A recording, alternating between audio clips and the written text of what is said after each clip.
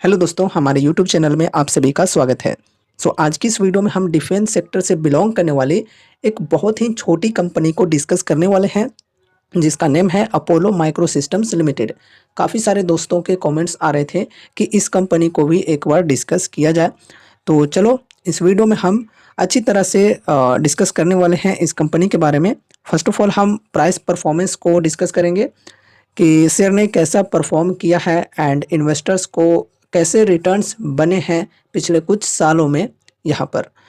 And फिर company की business को समझेंगे कि किस प्रकार का काम ये कंपनी करती है। फिर कुछ ऑर्डर से रिलेटेड जो इन्फॉर्मेशन है वो भी हम यहाँ पर शेयर करने वाले हैं। एंड फंडामेंटल्स देखने वाले हैं कि कंपनी की फंडामेंटल्स कैसी है। फिर टेक्निकल्स के अंदर भी देखने वाले हैं कि यहाँ पर अभी लॉन्ग टर्म इन्वेस्टमेंट के पॉइंट ऑफ व्यू से फ्रेश बाइंग के लिए अच्छी अपॉर्चुनिटीज़ मिल रही हैं या नहीं, और जो प्राइस पर फिलहाल ये शेयर ट्रेड कर रही है उस प्राइस के अकॉर्डिंग शेयर की वैल्यूएशन कैसी है ये भी समझने वाले हैं। तो चलो शुरू करते हैं वीडियो को। तो यहाँ पर देखो, फर्स्ट ऑफ ऑल हम प्राइस परफॉर्मेंस देख लेते हैं। शुक्रवार यानी कि कल की बात की जा रही है। शुक्रवार को अपोलो माइक्रो के शेयर में अच्छी तेजी थी और यह 4% की तेजी पर 108.48 रुपए के लेवल पर कामकाज कर रहे थे।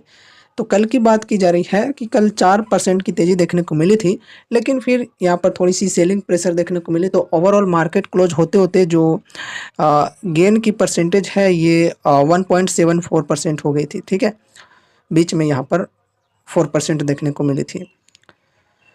5 जुलाई 2019 को 11 रुपये के निचले स्तर से अपोलो माइक्रो सिस्टम्स के शेयर ने निवेशकों को अब तक 826% का बम्पर रिटर्न दिया है। तो यहाँ पर देखो, 2019 से अगर हम देखें 5 जुलाई 2019, आज तो 6 जुलाई है, तो कल की बात की जा रही है, कल की डेट की बात की जा रही है।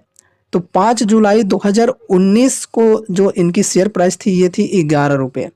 तो उस समय से अभी तक अगर यहाँ पर देखा जाए तो 826% के रिटर्न्स बने हैं। प्राइस जो है ये 11 से 108 पर पहुँच गई है। ठीक है, एंड यहाँ पर लगभग 5 साल यहाँ पर हम कह सकते हैं, 5 साल में यहाँ पर इन्वेस्टर्स को 826% के रिटर्न्स बने हैं। और यहाँ पर आगे बढ़ते हैं। पिछले 1 साल की अगर हम बात करें तो 1 साल में अपोलो माइक्रो के शेयर ने निवेशकों को 130% का रिटर्न दिया है। ये भी काफ़ी बेहतरीन है। करीब 3320 करोड़ के मार्केट कैप वाली अपोलो माइक्रो के शेयर का 52 हफ्ते का उच्च स्तर यानी कि 52 वीक हाई है 161 रुपये, जबकि 52 हफ्ते का निचला स्तर 45 रुपये का है। तो चलो आगे बढ़ते हैं। अप्रैल में लोन के लिए किया था एग्रीमेंट। तो देखो, न्यूज़ थोड़ी सी पुरानी है लेकिन जानकारी होनी ज़रूरी है, इसलिए मैं जानकारी आप सभी के साथ शेयर कर दे रहा हूँ। अपोलो माइक्रो सिस्टम्स ने शेयर बाजार को जानकारी दी है कि कंपनी ने भारतीय स्टेट बैंक के साथ 252.5 करोड़ रुपए का एक लोन एग्रीमेंट किया है। देश के सबसे बड़े बैंक एसबीआई के साथ किए गए इस लोन एग्रीमेंट में 110 करोड़ रुपए का एक नया टर्म लोन शामिल है। भारतीय स्टेट बैंक ने इस लोन की सुरक्षा के लिए कंपनी के एसेट और 4 व्यक्तियों से पर्सनल गारंटी के बाद यह टर्म लोन एग्रीमेंट किया है। आगे अब इनकी बिजनेस को समझते हैं कि किस प्रकार का बिजनेस ये करती है। डिफेंस एरोस्पेस के लिए करती है काम। साल 1985 में स्थापित अपोलो माइक्रो सिस्टम्स कई क्रूशियल इलेक्ट्रॉनिक्स और इलेक्ट्रॉनिक सॉल्यूशन बनाने वाली एक कंपनी है। Apollo micro systems limited aerospace, defence और स्पेस सेक्टर के लिए कामकाज करती है। कंपनी रिसर्च एंड डेवलपमेंट आधारित प्रोडक्ट की मदद से इस कामकाज में तेजी से आगे बढ़ रही है। कुछ समय पहले ही अपोलो माइक्रो सिस्टम्स ने इंडियन ऑयल से 25.58 करोड़ रुपए का एक ऑर्डर हासिल किया था। इंडियन ऑयल से ऑर्डर भी कंपनी को मिली थी। देखो, ऐसा नहीं है कि सिर्फ डिफेंस सेक्टर के लिए ही ये कंपनी काम करती है, और भी अलग अलग सेक्टर्स के लिए ये कंपनी काम करती है। जैसे हमने देखा एरोस्पेस भी है यहाँ पर। तो आगे बढ़ते हैं। इससे पहले अपोलो माइक्रो सिस्टम्स को इंडियन ऑयल की तरफ से एक ऑर्डर मिल चुका था। पहले एक ऑर्डर मिल चुका था। AMS यानी कि अपोलो माइक्रो सिस्टम्स को IOC यानी कि इंडियन ऑयल से कुल ऑर्डर 41.03 करोड़ रुपए का हो गया है। कंपनी को गवर्नमेंट और defence research and development organisation यानी कि DRDO से भी 2.29 करोड़ रुपए के ऑर्डर मिले थे। तो देखो DRDO से भी कंपनी को ऑर्डर मिली है, भले ही अमाउंट थोड़ी कम है और मार्केट साइज के अकॉर्डिंग अगर देखें हम कंपनी को तो चलो ठीक ठाक है, कोई दिक्कत नहीं है। बाकी यहाँ पर देखा जाए तो DRDO इस कंपनी के क्लाइंट हैं तो काफ़ी अच्छी बात है, ठीक है। काफ़ी बड़े बड़े कंपनीज इस कंपनी के क्लाइंट्स हैं। चलो अब यहाँ पर हम इनके फंडामेंटल्स को डिस्कस करते हैं। मार्केट कैप है 3177 करोड़ की, काफ़ी छोटी कंपनी है, तो उस हिसाब से सोच सकते हो कि very very high risky, very very high rewarding type की कंपनी है। स्टॉक पी की बात करें तो 100 है, इंडस्ट्री पी 85.9 है। तो देखा जाए तो वैल्यूएशन अभी काफ़ी एक्सपेंसिव है। अगर यहाँ पर हम पेग रेशियो की बात करें तो भाई गजब है, यहाँ पर पेग रेशियो 46.2 है। तो देखा जाए तो स्टॉक अभी ओवर वैल्यूड है पेग रेशियो के अकॉर्डिंग, और पेग रेशियो भी काफ़ी ज़्यादा है।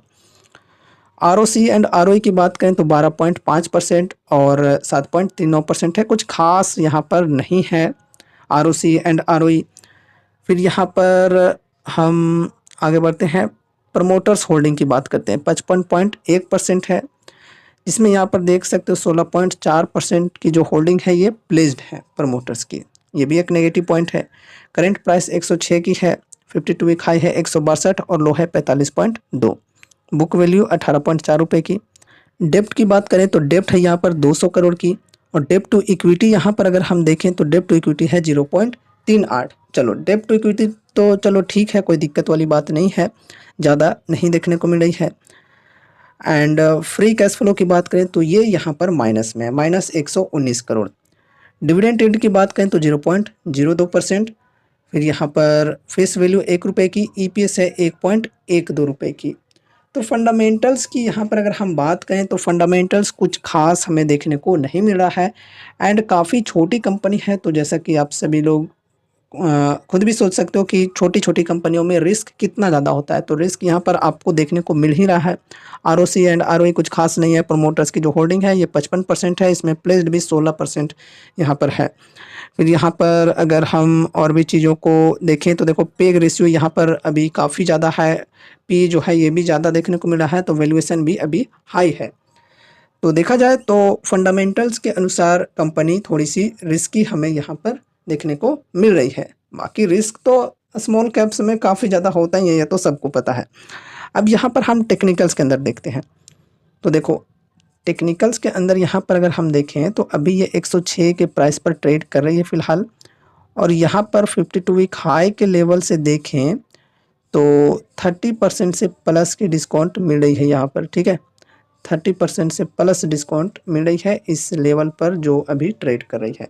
तो डिस्काउंट की बात करें तो डिस्काउंट तो अच्छी है यहाँ पर, लेकिन यहाँ पर इतनी ज़्यादा गिर चुकी है प्राइस, फिर भी वैल्यूएशन अभी भी एक्सपेंसिव है यहाँ पर, ठीक है। पेग रेशियो भी काफ़ी ज़्यादा है और पी रेशियो भी इंडस्ट्री के मुकाबले में ज़्यादा ही है। तो देखा जाए तो अभी भी यहाँ पर बाइंग करना काफ़ी रिस्की हो सकता है, लेकिन सिर्फ हम यहाँ पर अगर हम डिस्काउंट के हिसाब से देखें तो इन्वेस्ट किया जा सकता है, फर्स्ट अमाउंट यहाँ पर डाला जा सकता है, लेकिन हाँ बल्क में बाइंग नहीं करनी चाहिए। और जितना भी आप यहाँ पर इन्वेस्टमेंट करने की सोचे हो वो आपके पोर्टफोलियो का एक छोटा सा ही हिस्सा होना चाहिए, मतलब बहुत ही ज़्यादा वेटेज नहीं दे देना है कि अपने पोर्टफोलियो का 20%, 30%, 50%, 60% इस प्रकार से दे दिया, बिल्कुल नहीं। अगर मैं पर्सनली अपनी बताऊं तो इस प्रकार की जो छोटी छोटी कंपनियां होती हैं 2000-3000 करोड़ की मार्केट कैप वाली, उनमें मैं मतलब 5% ही यहाँ पर मैक्सिमम देने की कोशिश करता हूँ वेटेज। तो इस प्रकार से आप भी अगर करना चाहो रिस्क मैनेजमेंट तो कर सकते हो, ठीक है।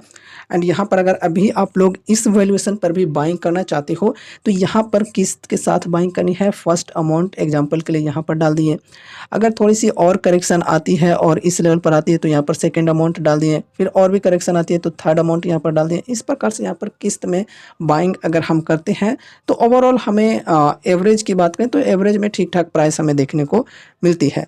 तो सपोर्ट के जो लेवल्स हैं ये आपको ध्यान में रखने हैं, 107 का लेवल एंड यहाँ पर 100 का लेवल। फिर अभी इससे नीचे को तो अभी हम डिस्कस नहीं करेंगे क्योंकि ये जो लेवल है अभी ये टूटने दो, उसके बाद नीचे के जो लेवल्स हैं उसको डिस्कस कर लेंगे। रेजिस्टेंस की बात करें तो ये है 118 की रेजिस्टेंस, फिर है 139 की रेजिस्टेंस, फिर यहाँ पर 52 वीक हाई का जो रेजिस्टेंस है ये है 161 का। तो ये लेवल्स को ध्यान में रखना है, सपोर्ट एंड रेजिस्टेंस के लेवल्स को, एंड इसके अनुसार यहाँ पर आप लोग बाइंग कर सकते हो अगर आपको कंपनी ठीक लग रही है तो। बाकी अगर यहाँ पर हम इनके सेल्स एंड प्रॉफिट की बात करें तो काफ़ी बढ़िया देखने को मिल रही है। कंसिस्टेंसी के साथ पिछले कुछ सालों में इनके सेल्स एंड प्रॉफिट्स बढ़िया है। अगर आप लोग चाहती हो कि इस कंपनी के ऊपर एक डिटेल्स में फुल एनालिसिस वीडियो में अपलोड करूं, जिसमें हम इनकी बिजनेस को तो डिस्कस करेंगे ही, साथ ही साथ इनके फाइनेंशियल्स को, इनके बैलेंस शीट को, इनके शेयर होल्डिंग पैटर्न्स को, सभी चीज़ों को एकदम डिटेल्स में एनालिसिस करें, डिटेल्स में अच्छी तरह से समझें, तो कमेंट कर देना, फिर मैं इस टॉपिक पर भी वीडियो अपलोड कर दूंगा बनाकर, अगर आप लोग चाहते हो तो यहाँ पर हमने टेक्निकल्स के अंदर देख लिया कि डिस्काउंट ठीक ठाक मिल रही है, लेकिन इस लेवल पर भी वैल्यूएशन हाई है। मतलब इस प्राइस पर भी बाइंग करना काफ़ी ज़्यादा महंगा हो सकता है, काफ़ी ज़्यादा रिस्की हो सकता है। लेकिन यहाँ पर अगर आप करना चाहते हो तो छोटे से अमाउंट के साथ यहाँ पर कर सकते हो, कि बाद में और भी ज़्यादा अगर गिरावटें आती हैं कोई भी मार्केट के एक्सटर्नल रीजन्स की वजह से, तो वहाँ पर हम और भी एड ऑन कर सकें। अगर बढ़ जाती तो फिर रहने दो, कोई दिक्कत नहीं है। ये मत पछताना कि प्राइस अब आगे बढ़ गई है और यहाँ पर मैंने कम ही क्वांटिटी लिया था तुम्हारे कहने पे, तो ऐसा नहीं होता है। पछतावा बिल्कुल भी नहीं होनी चाहिए, फोमो बिल्कुल भी नहीं होनी चाहिए एक इन्वेस्टर को, ठीक है।